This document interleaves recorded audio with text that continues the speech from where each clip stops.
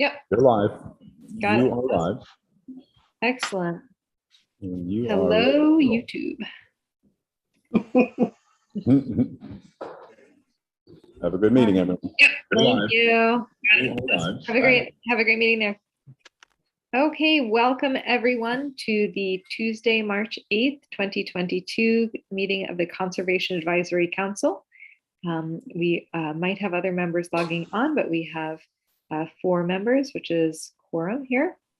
And so we're going to go ahead with our agenda of working on the architectural guidelines that additions for green building, green landscaping of different kinds. That is continuing from the last meeting, which was also recorded and you can view. And before handing it off to the committee, I'll start with my trustee report to the CAC. I don't have much to report. I feel like we were just meeting not so long ago. The current projects going on in the village. We had the master plan review as a public hearing for the master plan review of the Mather Northwell project. I know that the CAC had written a letter for this that was submitted to, and along with dozens of other comments from Port Jeff Village residents, folks nearby. And I will say, based on the document that the planning board had put together, the vast majority of the comments were opposing the clearing of any woodland there. We finally saw in the presentation that evening, which is a very worthwhile presentation to go watch, that it's 1.72 acres of woodland that's being proposed for clearing. But at that, residents have been voicing pretty much unanimous opposition to that part of the project. Otherwise, residents are quite supportive of Mather Northwell updating its offerings there, but really urging Mather Northwell to find an alternative for parking, which there are multiple alternatives available. They're just a little bit pricier or significantly pricier. But there's it's difficult to calculate the value of woodlands. So I'll update you. That public hearing is going to stay open until a second portion of the public hearing for that project, which will take place on April 31st. I believe. Can I ask a question, Rebecca? Just to make sure I understand. No, not April 3rd. Sorry, April 7th. April 7th. Go ahead, Heather. Oh, sorry. The issue of cost actually wasn't raised that I heard in the presentation, and I just want to understand. There seemed to be a concern over having to use a secondary helicopter approach to the helicopter landing site, and I just want to make sure that I understand. It seemed like there was a second option open, but that was the objection to the raised putting additional floors on the parking garage that had been sketched out. Right. I'm personally not super clear on that point where if the issue with the helicopter approach and departure line, that would be the ideal line, if it actually was impeded by the single story parking deck, which is what is currently sketched out on the plan, or would it just be impeded by further stories? So if that parking deck became a 3-4 story garage, then it would be impeded. I personally, and this is just my personal read, I got the sense that the single story parking deck, which would level out it would just be level with the upper lot that is currently existing. I got the sense that would not impede the helicopter use. I also got the sense that wouldn't be enough parking, though. I guess my sense was, in order to replace the parking lot that requires the clearing, that they would have to push that parking deck up far enough that it would impede the currently approved flight path. That was my. They didn't explain that very well. No, it wasn't. And again, I encourage these questions to be sent in to residents, CAC members. Anyone can continue to send these questions in, and hopefully they will be addressed. But both by the planning board, the planning department, and then the applicants as well. And now, just concerning parking. Another interesting aspect was hearing for the first time that they're actually planning for 87% use of the parking area.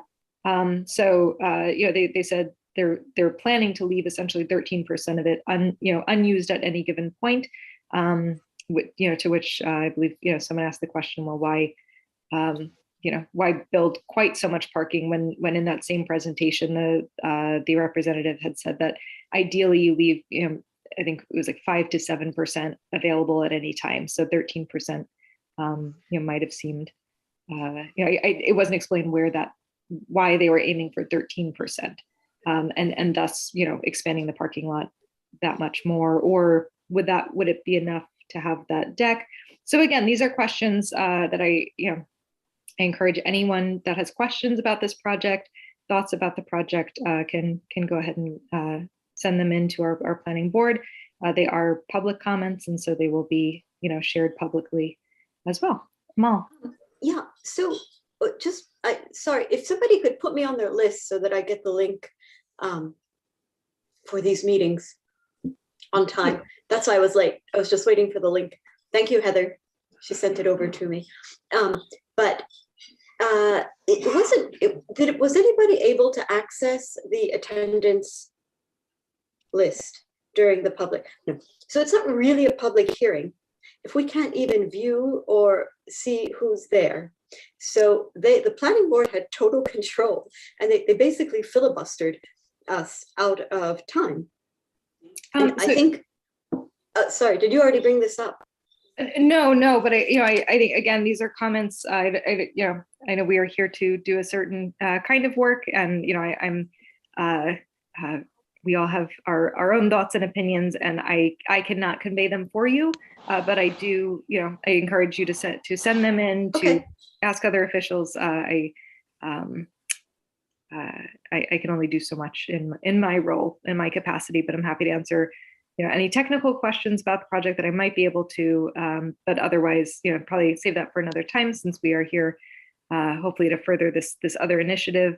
But again, I applaud the community for getting involved in any village project and making their voices heard, because that's what the basis of democracy is, in my opinion, is citizens being aware and speaking out, speaking up when they feel either very excited about something or less excited about something, because otherwise elected officials, resident boards don't have an inkling of where people stand. So I would encourage, for every project, individuals to stay involved and make their voices heard.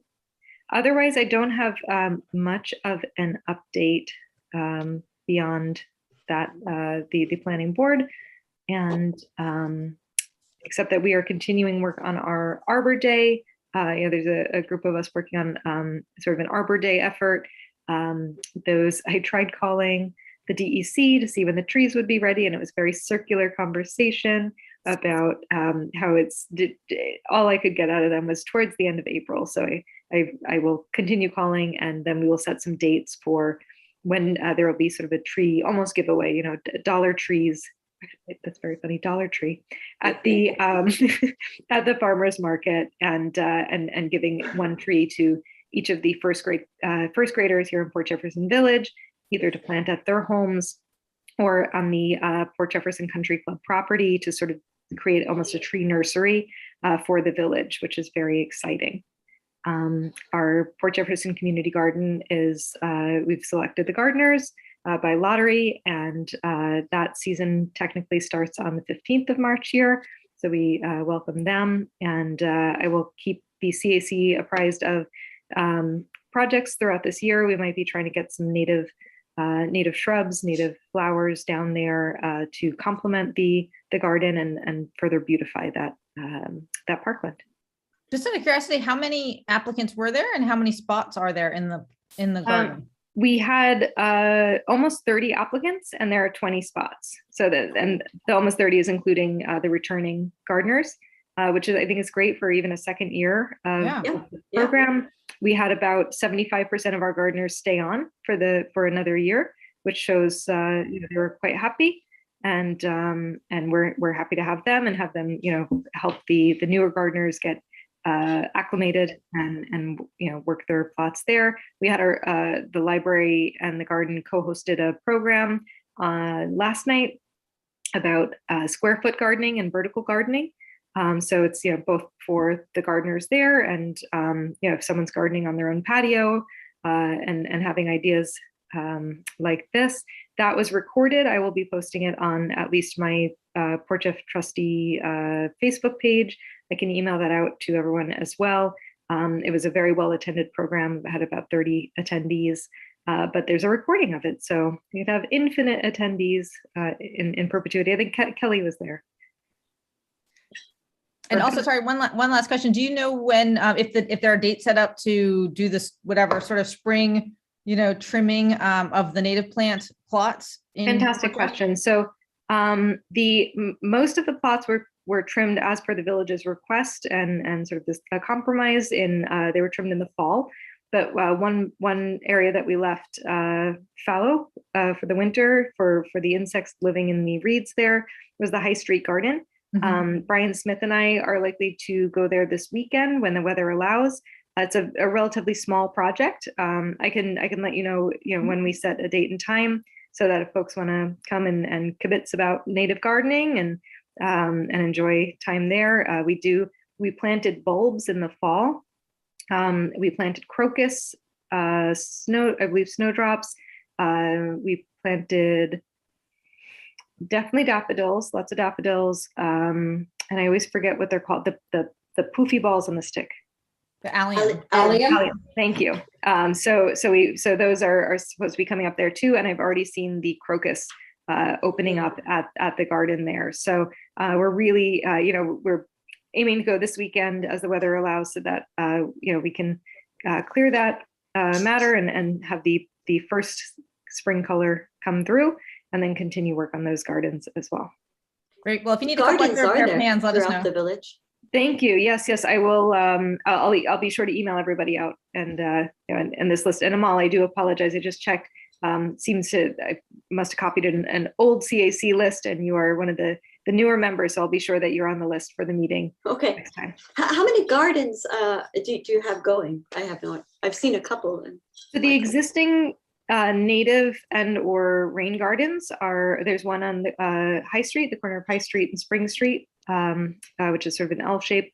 There's a native garden remaining along the traffic circle near the village center. So there's a sign there for the village, like a poster board kind of thing.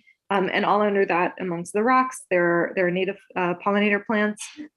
The one in the circle right there was removed last year, which is why this whole effort started. There are 3 rain gardens in the village, one in front of the hall, one in front of the village center on the right side if you're going to walk in, and then there's one in front of our Department of Public Works too, the planning department up there. So we're trying to steward and engage our residents in this type of gardening, both to help the village, but also to help inspire and empower others to plant like these things at their own homes. Okay. And that's all for my report. So, and Mary's here, which is great. Great. Perfect timing. You with us, Mary? She's logged on. Mary, we can't hear you.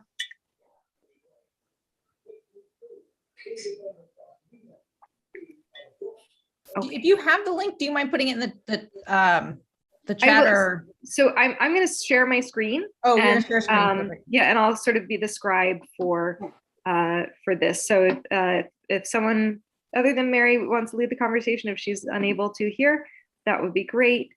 And I can if we can. Okay, we're sharing screen. That is excellent. Perfect. Okay, and I'll hand it off to the CAC members here to pick up on the work that was started in the last meeting. Yeah, so we were kind of focused on grouping these things into different categories and then ranking them.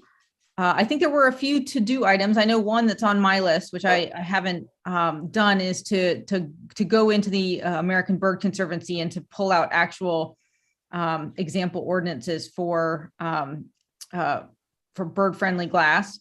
Were there other open questions? We've got, actually, I don't know if it doesn't, I don't think William's on the, I don't know if he sent something around about the dark size compliant lighting, if there was specific wording or if it was just enough to say, like, if that's formally defined in a way that it's either compliant or it's not. I didn't see anything come through, but I can check while you continue your work. Okay, thanks. And then Kelly, I guess that's probably your initials there. But I can't remember what the open question was about the charging stations or mobile charging options. I don't know. The thing that I had looked into and I shared with everyone, I had been in touch with the Cumswog Library about their sustainability retrofit, and I had sent around some information to the group to look through. So that was one of the things that I had followed up on. Was there something in particular in terms of their sustainability plan that we should discuss in particular? Well, one aspect, they did a very thorough retrofit, and let me pull it up. They did everything from something relatively inexpensive, like painting their roof white in order to deflect heat, to a lot of HVAC replacement that is significantly reducing their overall legacy costs. So, I mean, it sounds like some of those are things that we've already, thought of or included in our design guidelines, like the white roofs. Right. And one thing that just came to my attention today is that there's actually a bill that came out of the New York State Senate called the All Electric Buildings Act. And that would significantly move forward the timeline by which all new construction had to be all electric with no gas or propane or heating oil to about, I think, 2035. Huh, that's interesting. I hadn't read that. I'm just thinking I like the electric grid is only as clean as, its source, but Yeah, I know that I have a friend in the city whose co-op is planning for that already. Essentially, instead of replacing or repairing their gas lines, they've just gone to all electric, stoves and all of this. And so that's definitely coming down the line. It is. So it is something that, I'm going to look for. I was just told about the legislation today, and I need to look into it. The Sierra Club is supporting it. Beyond the 2-page support memo that they have to see what might inform. Again, these are just suggestions.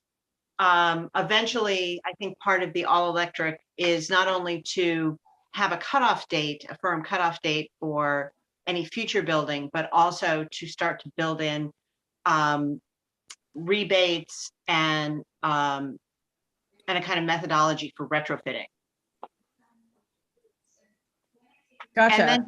And then on just to kind of go back to our the way that we categorize things, I just decided to revisit the guideline, which I had printed out, and noticed that they, in the table of contents, had some categorizations. We don't have to follow these, but I just thought it might be nice to know what those categorizations are to kind of maybe add to or to plug some of the things into. So, one was neighborhood context. Another was building height and roof design, which could certainly, play into the kind of roof suggestions we have, either a white roof or a green, a growing living roof or solar panels. There was building massing and scale. Another, and Heather, this refers to the bird issue that you were talking about, facade composition and fenestration. Building materials is another category. Signs, lighting, and awnings. So that could be where we could really plug in the dark skies. And then last, site and maintenance issues, which could relate. They don't have anything specifically about landscaping or bioswales, flood control, but we could certainly add something to that categorization. So actually, just that's thought really maybe- helpful. Yeah. So I'm thinking the dark skies that fit in with, there was one of them, it was like lighting and Signs, lighting, and awnings. Yes. signs, lighting and awnings. Excellent. And then Rebecca, if you could just scroll up when you're done typing to see what, so it seems like landscaping, does that currently appear in the architectural guidelines at all? It does not as its own category. Hmm. There are stray mentions of it throughout, where maybe it talks, for instance, about a parking lot, that a parking lot has to have that 10% of greenery, and that's not defined at all.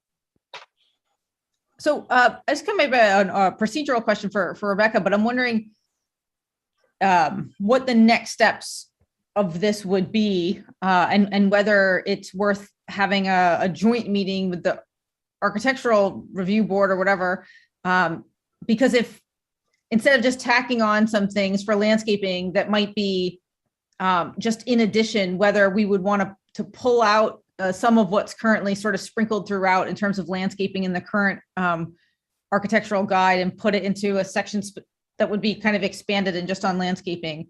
But I don't know if there's any kind of chance to have a bit of give and take with the architectural review board. Without a doubt, that was, I've been talking to the trustee who's liaison to the architectural review. It's a committee, just like the CAC. So, planning for there, it's a committee of 3. So, and one of them lives in my house. It's, it'll be pretty easy to have a joint meeting, and they sort of meet as needed as opposed to our monthly meetings. So if we, invited them, say, to the next meeting, to have that conversation, and hopefully the trustee liaison too would come and be able to say, hey, this is the work that the CAC has produced. Can we talk about this as a 2 committee, project here, and see, further see. But I think the work, that just started to be done, where you have suggestions of where things go in, would be a strong aspect of the work to present to them. Yes. But they also have, I think, more experience, I think, with the wording than we do. So I think some of this, it would be really helpful to hear from them to say, well, that's too vague, or it's not vague enough, or I think with the wording, that would be more of a question for our special attorney for the planning department. When we get down to the nitty gritty, I think when meeting with the ARC, it will still be, the 2 committees will be looking more for content rather than specific verbiage. The discussions that have been had suggesting pulling specific verbiage from existing documents in other municipalities is also, strong, and will further the work. But I think if the 2 committees can agree on content, then the next step thereafter would be looping in our special attorney for the planning department, who would be able to have answers to the questions like, is this too specific? Is it not specific enough? And so ultimately, is this something that we're proposing to them? So because we are proposing these changes, and they would have to say, yes, we want to adopt these, and then it would go to the attorney for the wording, because it's presumably it's their guides, right? It's a guide that they use, but it's mostly a guide that the village uses. So I would say, I don't know if the buck stops at the planning department, or if this is something the Board of Trustees would have to adopt a change to. I will ask that question, to see, who gets the final say and what goes forward. But with the CAC, I've been talking about this effort for a long time now, with the liaison to the ARC and with at least one member of the ARC. And, it's more of a collaboration. The CAC is doing the environmental work because that's the focus of the committee. And then, they're bringing it to the ARC to say, hey, you've been working more with these guidelines. Let's talk about how feasible all of these things are, where they would fit in, this and that. And then go ahead. No, I was just saying, I sent a while ago, just after the meeting last month, it was a link to the Green Building Council. And then I basically just copied and pasted from them. And so they have like the correct wording. I don't know if it's copyright infringement if we sort of copy and paste, because those are the legit, that's the legit wording that they use, and we could pull from there. They did it quite nicely. Did you get it? I just copied and pasted. It was like intent and then requirements. And from light pollution to site assessment and construction activity and everything, including landscaping. And maybe we could just pull from it and have, if somebody sends me a copy of this, I can go back into, it's a library. It's basically a green building library that's used frequently for leads. So a lot of what we're looking for, instead of us plugging our brains, some of the work has been done for us. Couldn't you just give credit to where you're taking it from? In other words, document the source? Yeah, they might not even mind. I could even I'll contact them and just ask, is this something that's copywritten? And if not, would it be okay if we cite the source? But this might not be so much of an issue for them. It is the Green Building Council. I think the idea is to promote green building. Mm-hmm. So it's a really cool library, though. Absolutely everything is in it. I think one thing that I don't have a good sense for, and that's okay, but is how much to ask for, and whether we're better off with 5 or 6 really high priority things that we put in this building code that we think, or whether to give a much larger list. I just don't know how this works with the developers when they're coming up with these plans, and what the optimal strategy is, to provide a lot of options, which gives them a lot of flexibility, or to give them fewer options and kind of focus their attentions on the things that the village think are most important. So I don't know how this works with the architectural review guidelines, how much of those guidelines are actually followed, and how developers actually choose among the. How is it compared to I don't know what it looks like currently. So I'm holding it in my hands. It's 12 pages long. So it's not as extensive, and there are certainly a lot of photos sprinkled throughout the 12 pages. I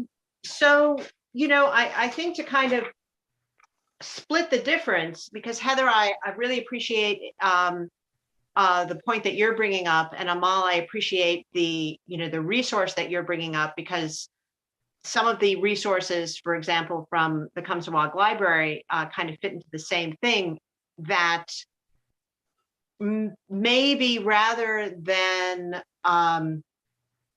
trying to copy and paste these rather lengthy resources, we just include links and, as suggested, sources for further improvements within the categories that we're assigning. So not a requirement, just a suggestion? These are guidelines. They are not requirements. Right. So the guidelines, Kelly's correct that they're not requirements, but they're essentially the roadmap to success for any developers who are building a new building or doing a significant renovation on a property, to say, this is what's going to get you fairly smooth sailing through the planning board, because we are telling you the things that we're looking for, what we want.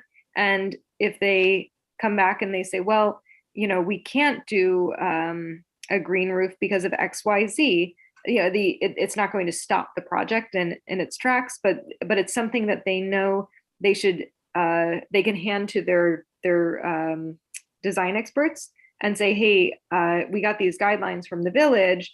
Can you try to do as many of these things as possible? Just work toward them, Sorry? working toward them as much as Correct. possible Correct. okay, I understand now. Right. I thought, And I wasn't, okay, I get it. Guidelines as opposed using the to. guidelines as a foundation for the project, as opposed to the project being designed, both, landscaping and the building, the parking, and then them coming and the village saying, you know what, we'd really like for you to do this. It helps, it saves, developers or contractors, or anyone designing time, and time, of course, is money. So this is essentially a way to just a guideline. And do you have a sense of the psychology about whether more specific, like fewer specific guideline, or more guidelines, like what moves the ball forward? Like, is it dispiriting to be looking at 100 things that you are wanted to do, or does that give you 100 ways to demonstrate that you're trying? I think both, somewhere in the middle, if that's possible. That's my gut check, is to say, not to only go for the low hanging fruit per se, but then, in my read, being able to, we were talking about sort of the binary, did they do it, did they not, getting, pointing them in the right direction. So sort of, renewable energy or energy use reduction with white or green roofing, that's a big playing field for them to meander around and figure out, okay, like maybe we don't want to invest in solar panels, but yeah, we could throw a white roof on there, and so it's for me, that line in particular really balances it's vague enough where they can say, hey, this is our way of trying for that, but also it's specific enough where it's pointing to the roof as an opportunity for a green building, an aspect of green building. Can I ask a question? Because I have no idea what's up with the village, and I'm sure you guys know. Is there a plan to have some kind of like village solar system? So people who can't have solar panels or what, that we pool, community of solar panels sort of thing? I don't know, in lieu of Yes. the loss of, yes? No, I think Drina was talking to someone else. Oh, I was like, yes, wow. I would, me too. I was like, oh, I didn't know. I don't think there's currently, Kelly, did you? Well, Amal, there is at least in various areas throughout New York State, and I think Supervisor Romaine at the town of Brookhaven on the town level is working on now I'm going to get the acronym wrong. I think it's CCA, Community Choice Aggregation. And that is something that is being worked on. Amal, you might want to contact Brookhaven, your Brookhaven council member, Jonathan Kornreich, for an update on where that process is, because there, as I understand it, there is a great deal of interest on the part of Supervisor Romaine to bring this to the town of Brookhaven for the twin purposes of lowering overall power rates as well as cleaning our energy source. But there are various layers of regulation, something to do with internal tariffs that I don't actually fully grasp. So there's a lot of work that is being done on that on the town level. Thank you. I was wondering about the village itself, just because topographic, I mean, we're so ideally placed between wind. I think it has to be done at least on the town level due to the kind of I'm not positive, but I think there are issues in terms of negotiation standpoints, and regulations that A model to maybe look at would be the village of Patchogue has just had a successful, it hasn't been built yet, but they have designed and have approved a very large solar array over one of their municipal parking lots.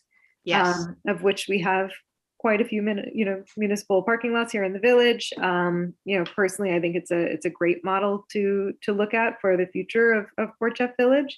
But Rebecca, do keep in mind, and I think I had sent around an article about that I just want to make one distinction between the community choice aggregation and to Amal's point is that I believe the Patchogue situation is one where the power is being generated, but it doesn't go back to those specific residents. Correct. So it's the village of Patchogue. Right. Whereas community choice aggregation is, I think, speaks more to possibly what Amal was getting at as power that is generated in a for the residents of Port Jefferson. Yeah. Right. So could we be totally independent? I'm thinking of an island off the coast, that's very similar to Long Island, and they are completely independent. They've been independent for a very long time between wind and solar. They run their hospital, they run everything. It's sure. been So again, years. I think this is a strong thing for if members of the CAC want to work together and sort of a side research piece and come and speak to the Board of Trustees about that. I can try to arrange for a presentation, whether it's this community aggregate power, which I believe Trustee Miller has brought up before, though I don't know that it was so clearly understood, in the way that it's being discussed right now. Or also if that's seemingly not possible, like in Patchogue, advocating for solar, whether it's over the parking lots, solar on the schools, any of these very large buildings with big flat roofs, that at the very least you're offsetting taxpayer costs, by having like the project in Patchogue. I forget how much they said it would save annually, or the millions of dollars discussed in over your span, and that's that much less of a that we chance can put toward the Bluffs project. Towards anything, towards offsetting any taxpayer issues. So again, if any members want to put together a presentation about that, I'm happy to try to liaise a presentation for the board. So Rebecca, can you scroll up again? I don't have access to this document in Google Drive, so just, so was there more that we wanted to do on the landscaping? I guess a question for the committee. There was a note here, I guess, on number 4, which I think was something for you, Kelly, but I can't remember if there was a specific thing to track down, or if that was just something that you had suggested. Let me see what that was. It was bioswales and rain gardens. I guess I'm just, we had talked about, I guess I'm pushing for not making perfect the enemy of good. And I just think that it's going to be iterative, you know what I mean? And to the extent that we try and make this perfect without moving it forward, it's like, we're not going to get the feedback that we need, that we've missed the mark in some way, or sure. So I'm curious, among these in this landscaping category, if the text that we're written now would at least be good enough to propose to the Architectural Review Board for their comment. That's a good point, Heather, to kind of bring up about all of them. And, because we do have a lot of good ideas here, and maybe this is but the one thing I will say about the bioswales, Heather, did you listen to the public comment that did occur in the Mather presentation? About bioswales in particular? I'm not sure who made the comment. Yeah, there was a comment. So the gentleman who talked about the situation where the flooding that Yes, occurred on the his property. doctor. Mhm. Right. And then he had his engineer speak. Mhm. And so presently out, the southern westernmost portion of the landscaping of Mather is primarily grass, which is almost as impervious as hardscape, not quite, but close. And so his suggestion was that when Mather redoes all of their landscape, that they turn that front portion into a large bioswale in order to try and mitigate some of the flooding that their hardscaping creates for other people further down the road. Yeah, no, I think that's an excellent idea. I would vote to strike 3. That was one that I had put on the list, and I'll propose striking it because by and large, I'm guessing that the landscapers are sourcing their plants, like they're not trucking them in from Pennsylvania. I mean, maybe they are, but these invasive species are illegal to buy in the state. They're probably illegal to buy in all of our neighboring states. So that seems like a box that's too easy to check for our developer. So I guess I make the proposal that we strike number 3. So will you be asking of them, or not really, that they cover like 60% of the guidelines ideally, or something along those lines? Is that why you would want to strike it out? Because it is considered low-hanging fruit, and because that could be included within that maybe 60%. So yeah, I guess I guess my sense is there isn't a cutoff for how many, but I don't want them to getting credit for not breaking the law. Okay. That seems too low a bar, maybe. Okay, I get it. It's an interesting perspective. I want to give benefit of the doubt to landscape designers. They're sometimes often with these projects, it's a design firm who creates the plan, and then another a separate entity gets contracted out to carry out that plan. And if there's plant changes, because the contractor says, oh, we couldn't source that, or this is a similar alternative, I believe those do have to be submitted to the planning department.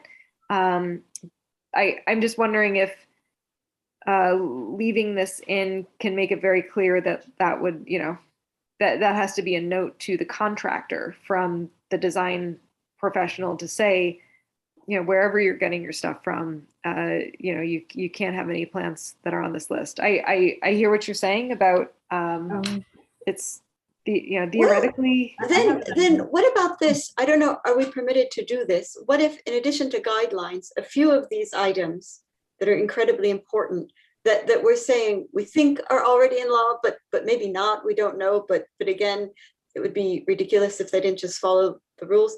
But can these be included in the requirements? Can a few of these points that we're making be added to the Port Jeff requirement? Whatever they absolutely require. It sounds like they're guidelines and then they're requirements. You're right? speaking by requirements, you mean the code? Yes.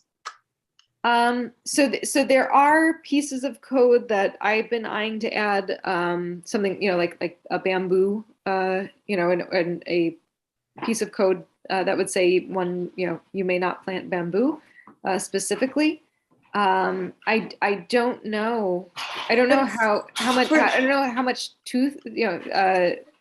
how enforceable the New York State invasive list is. I've seen some of the plants on the New York State invasive list being sold at Home Depot.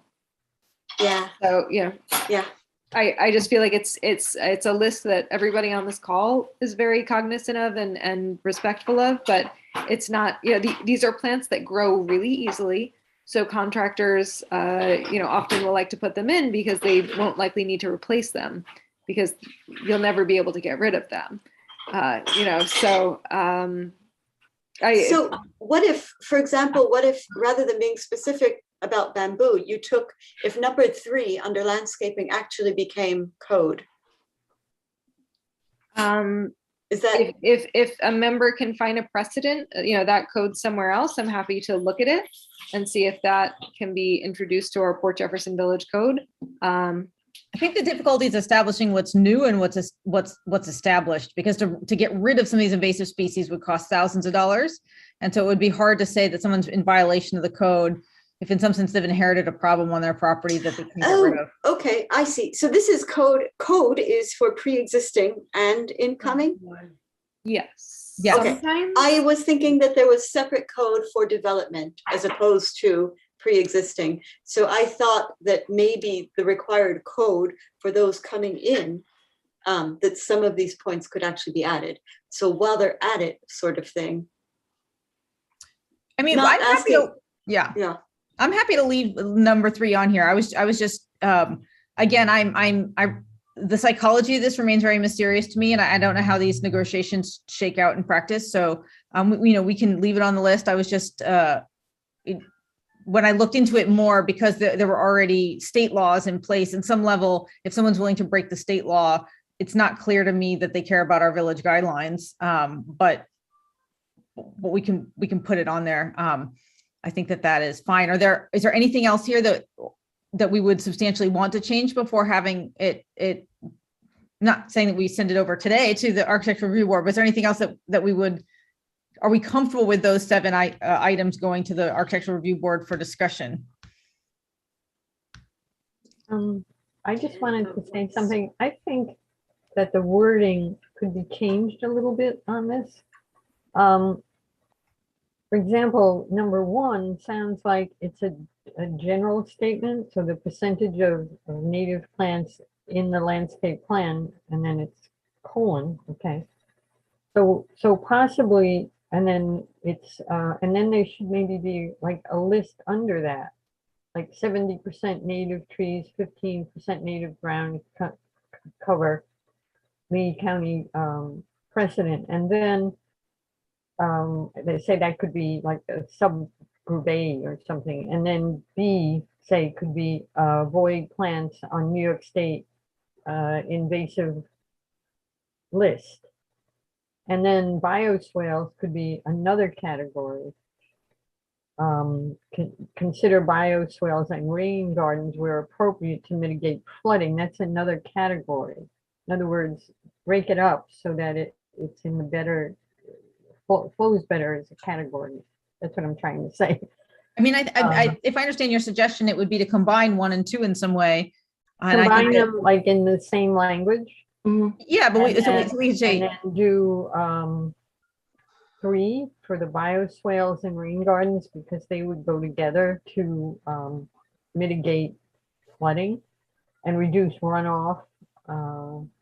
And actually, can we do 1 at a time, just so we don't get lost? If we combine 1 and 2, can we say I say again, I'm not sure what the right wording is, but we recommend, or we request 75% of the trees be native and 50% of the ground cover be right, native. that would be really good. I think that's a good way to put it.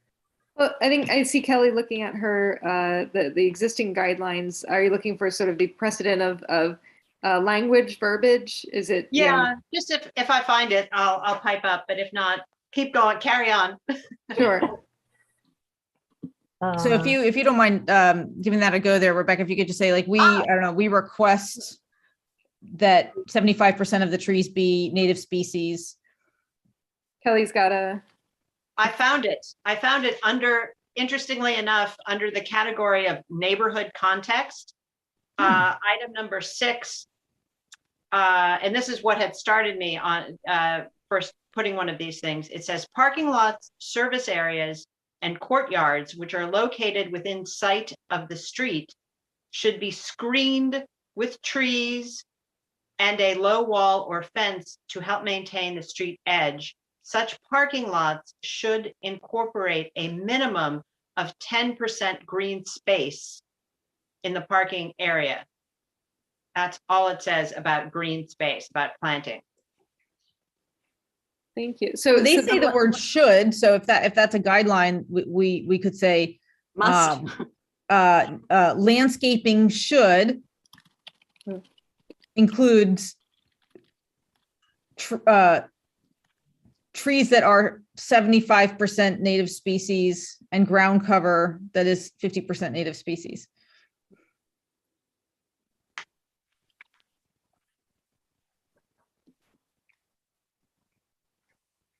It's sort of like what one would want to do is start that sentence with a percentage, which just in English makes it awkward. Like what we want to say is 75% of the trees should be native. Yeah, and Of then we can those just get, trees, 75% should be native.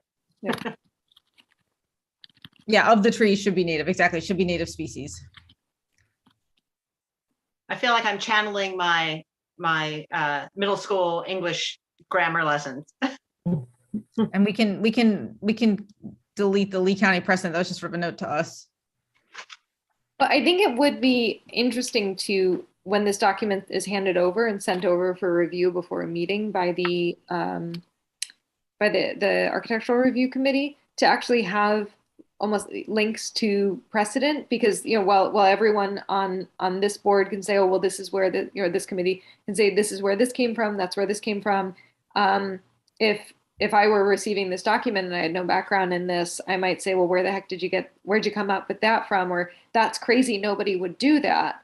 And then, but having a link, so I would be happy. I'll send this link out again and make sure everyone can edit it, but if, whoever has links to these things, sort of, probably say, under number 1 link, and here's the Lee County precedent, so that they can see we're not just, Yeah. Would that be necessary before we even bring these to the Architectural Review Board? Because I fear that we're going to, in some sense, be putting a lot of work into refining the points that may end up getting deleted or changed substantially, and we might end up going with, do you know what I mean? Like with something I hear what different. you're saying, but I think it's important to show, I don't imagine it's that much work. Whoever found this Lee County precedent probably, And that was me, but no, I just, we're admit not to a certain writing it. amount of frustration, because it feels like this document will never be enough to even move to the point of talking to fellow citizens about whether these ideas are reasonable or commensurate with, or how we would fit them into current guidelines. So, but that said, I'll be in the minority. I will dig up the link for that Lee County precedent, but Heather, I totally relate to, but that was why I had kind of in my head, and Rebecca, you did a much better job of articulating it, trying to separate out kind of these larger resources to give people a sense of not only where our thinking process derived, but also as additional resources that are almost, if we're coming up with guidelines, then we also have a set of resources for further exploration that people can not have to deal with, or can just be for the architectural committee making their own decisions.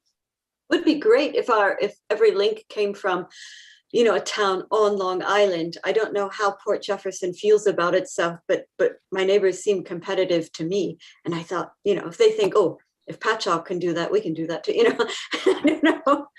Sure. That could be a strong thing. But again, I agree, Heather. We shouldn't, the committee shouldn't pour, months more work into this. I agree with the sense that this is almost ready to email over. But it's just like this. So here, number 5, require new buildings to abide by the American Bird Conservancy's bird-friendly glass ordinances.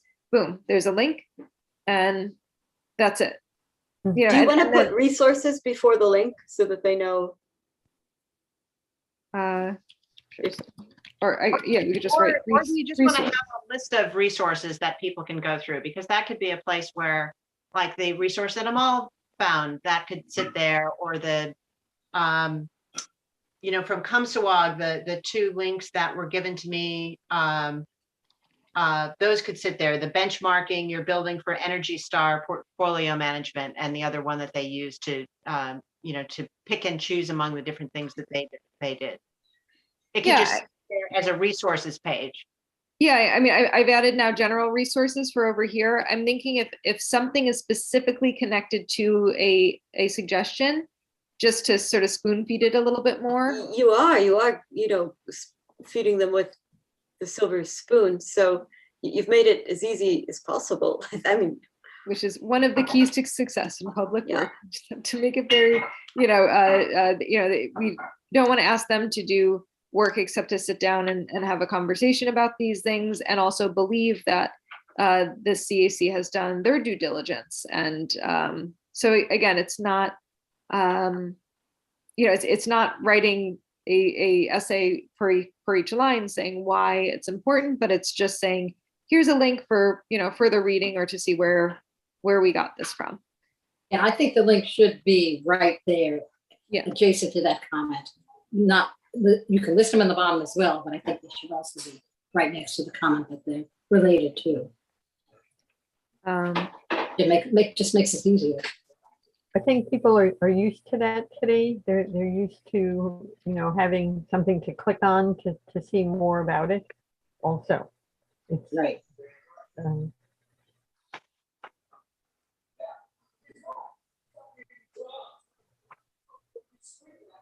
So yeah, I would say that this document is very close to, essentially if the committee believes that the points that are listed are all valid for discussion at the very least, I would encourage the committee to spend in the next couple of days add those links to whichever points you yourself or a link that you can add to support each line. And once it's full, once it's done, you can alert me and I can make a nice looking PDF and send that to all members of the CAC and all members of the ARC and request that they review this and please do attend our next meeting of the CAC so that everyone can have this conversation. So I do think that. Should we break it up and each take a section so we're not doubling up on the same, like if we're all working on landscaping and some other portion gets ignored and we have no links for it or something? It's up to the committee how to do the work. I think if certain people brought things to the table, they'll be able to find links more readily, whether it's just in their search history or, because they knew that line of work. But, I do agree, Amalia, you have a good point that, if someone says, oh, well, someone else will do it all, then it might not get done. I'm happy to attack and add links to, to some of the things that I had added. Yeah. And I just found the link to the PDF of the New York State prohibited and regulated plants. So I'll just go ahead and throw it in there.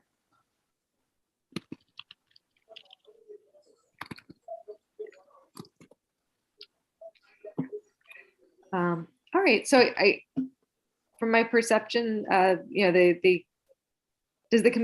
someone want to read through these one more time and just see if there's any more thought or comment before concluding tonight, or does everyone feel pretty strong on it?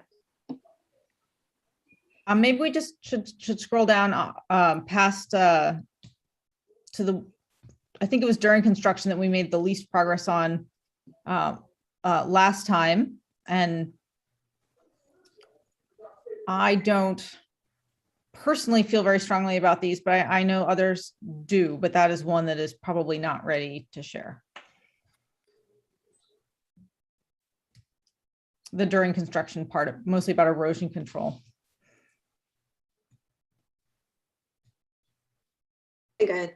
Yeah. Those are mine. So I'll find resources for those. Perfect. And again, it's possible that the ARC and especially the special attorney for the planning department, something like the erosion control that might already be in the code somewhere. But it's fine keeping it in the conversation now and having resources because maybe we want to be more specific. Maybe we stumble upon something else. So I think that would still be a strong thing to leave in there. And the last one was number 6 on the one before about recycling collection. And again, just wearing my hat as a minimalist, you know, I'll cop to that. I think that we had discussed the extent to which recycling is very sensitive to sort of larger economic forces that may be hard to predict. So it's like, to some extent, people will recycle and maybe not compost, but they'll recycle or they won't recycle. And there's no guarantee that we'll continue to have municipal recycling moving forward. So that was one that I felt less strongly about. So I don't know if we still want to keep that there, in which case we need to rephrase it as a statement as opposed to a question. I think it's important to keep it there, actually. Do you have some wording you would suggest?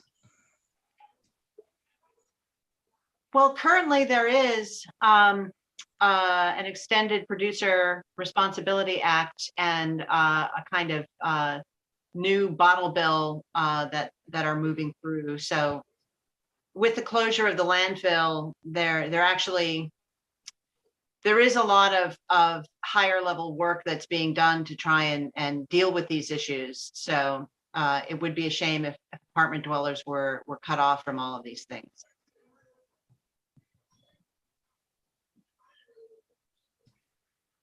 So do you want to suggest some wording, Kelly, maybe like, you know, building apartment or condominium buildings should have space for the collection of recycling and compost? That sounds pretty succinct. Yeah. What do you think, Only Gina? apartments and condos, I think or that's- is this for any development? I guess this is for any development, but I you know, if they're building single family homes, one imagines those people have options for recycling that doesn't have to be put in the architectural guide. What about Correct. businesses? So this is specifically know. for apartments and condos. Businesses do have recycle. They get their cardboards picked up differently than we do at home, but they're getting picked up. But if you're building a new building, I think that where recycling intersects with architecture is, I think, just for apartments and condos. Yeah. Correct. Yeah. Oh, yes, absolutely. Gina, does that capture your question? Because you were the one who initially had brought Yes, this. yeah, I think it should be, yes, that's fine.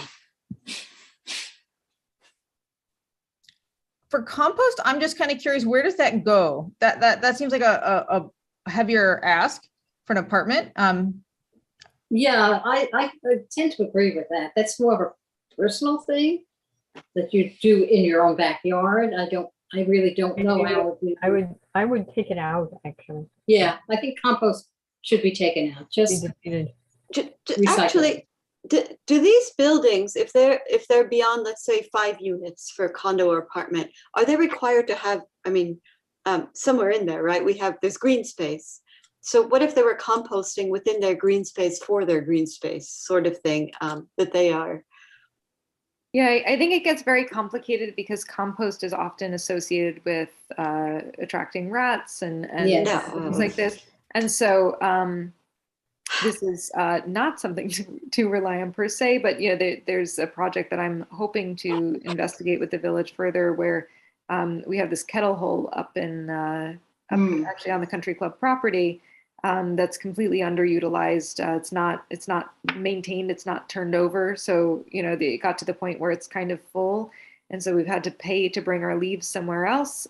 Whereas if you hire an employee to manage the sort of active composting, which, you know, on this call, we know that composting takes, you know, turning over and timing and all of this, and you can create amazing planting material out of it. You could create great soil. But also if that were to come to fruition, it could be a possibility for village-wide compost where, you know, not just for our LEAF program, but also for restaurants and individuals to drop off or have compost pickup and have a place for that to go, which is a large, regularly sort of centrally maintained compost operation, which is less likely to cause these problems and not directly next to residents. Actually, can I just add, Mhm. because we compost, we have a pretty large one. without doing anything. The only thing you need to do is get heat in there. So for example, if you have grass cuttings, weight and heat, and you put it on top of your compost, we don't turn it over. We don't turn over anything. Within a season, about a quarter of it turns into beautiful soil. So maybe there's less work that the country club, that's where you said all of the leaf cuttings were. Maybe they don't have to do anything, but sort of collected in one area. And, that's the kind of thing I think a lot of residents would be happy to go to pick up if the country club can't even use it. Sure. Yeah. And again, this is a whole nother conversation. And the art of composting is a long day-long debate. And but there are really great operations in Nissaquag. There's a horse farm that has built a internal business of selling composted manure, and they have somebody who runs that business, and it's it's a viable thing. So anyway, that I agree as well. Take compost off and just leave it to the sorting. Yes. Very good. Okay. And I took a stab at the phrasing here. Multi-unit building projects should provide accommodations for recycling material collection at businesses and apartments, condos. That sounds pretty succinct. Mhm. Yeah. And you've already got a resource. Yeah, we'll want to pop a link of some sort in there, but okay. See. All right, so the committee members, I will send this, I will email, I know I emailed a link to this document last time. I'll email it again so it's fresh in everybody's inboxes. Amal, I'll be sure that you're on that email. I wasn't sure what was happening. I thought okay. because I saw Susan's email, I was like, no, I know it's tonight. I know it. So I'll email this out to everyone, and if the document can be finished by the end of the week, I can go ahead and send that out and keep this moving forward. I will be away for about 2 weeks, starting next Tuesday. So maybe that's some good motivation for everyone to just get this done now, and then I can get that out, and it could sort of stew, in mid-month, and then we can come back for our next meeting, which is. I wanted to. Is the next meeting in the village hall? No, I think they'll still do remote until, I guess, until you come back. Sure. So the next meeting is scheduled for the 19th of April. Okay. April 19th. The only thing I wanted to comment on, we were all invited to the volunteer recognition dinner, and I got an email from the woman, I think her name is Mary Pelton, that no one from my board, other than me, signed up to come. So I did. I just wanted to remind people that it's happening on Wednesday, March 30th at 6 o'clock. I RSVP'd, Mary. I RSVP'd. Oh, you did? Okay. So So who is it we wants have to reply to? Excuse Who is me? it we have to? Her No, name no. is, To whom do we have to reply? a Mary Pelton at portjeff.com. Yeah, you, Mary, if you don't mind forwarding either your invitation or some I did email that. already. I sent it to people. She did. I I sent it. haven't gotten around to it. Sorry. Perfect. Very good. Okay. No, I did. Thank you, send it. Mary. Okay. All right. So I hope to see you, whoever wants to is comfortable coming to that event. I will be there. I'll be back in time for that, so we can celebrate all of your hard work there, and maybe start to rub elbows with the ARC folks, and make sure that they're on board in a less formal setting. And otherwise, please do, if someone can reach out when the document is done, or very close to fruition, so I can clean it up and send it over, and everyone will be included on that email as well. Actually, how the technical part, so you don't get bombarded with multiple files. I mean, do you want us to, put the resource in there and send it to? I mean, you're going to end up with files No, it's from a Google 8 Doc. different. It's a Google Doc. Oh, it's a and Google you're- Doc, so we can just add to it. Okay. Yep, so you add to it and then somebody will just, maybe whoever's one of the last people working on it, send me an email, or if you have my number, you could text me and say, hey, the document's looking pretty done. It might be ready to send out. So that'll be that. And I'll send that link right away. If anyone has trouble accessing, let me know. I made it, I believe I made it so that anybody with the link can access it. So even if it went to some other email address, blah, blah, blah, you should be fine. But otherwise, I thank you all for your hard work. I look forward to cleaning up this document at the end of the week, sending it out, and keeping the ball rolling here. Thank you. Thank you. Thank you all. Have a great night.